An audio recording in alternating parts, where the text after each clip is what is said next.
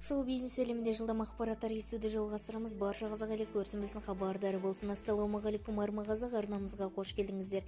Әлемде және де Қазақстанда болып жатқан жаңалықтарды алғашқылар қатарына біле отырғыңыз келсе, видеоролик астына подписация және де лайк түймелерін басыңыз. Маңдайыңыздан сүйдім. Сәкен Майғазиев жұбайын туған күніменен ерекше құттықтады. Әнші Сәкен Майғазиев желідегі парақшасында жұбайы Динара Майғазиеваны туған күніменен құттықтап әсерлі жазба арнады деп жазады Алаш.кз ұлттық порталы. Раббым, саған шексіз шүкірлер менен сансыз мақтаулар болсын. Бүгін менің жүрегімнің ішіндегі жүрегім Динара Майғазиева 24 жасқа, 48 жасқа толды. Аллаға шүкір. Менсіз сенде көңілсізсің, білемін. Мен дегенмін сен туылдырған жыр едім.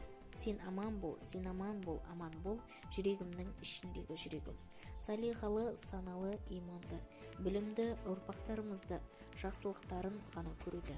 Солардың бағына бірге әдемі қартаюды жазған, жаратқан.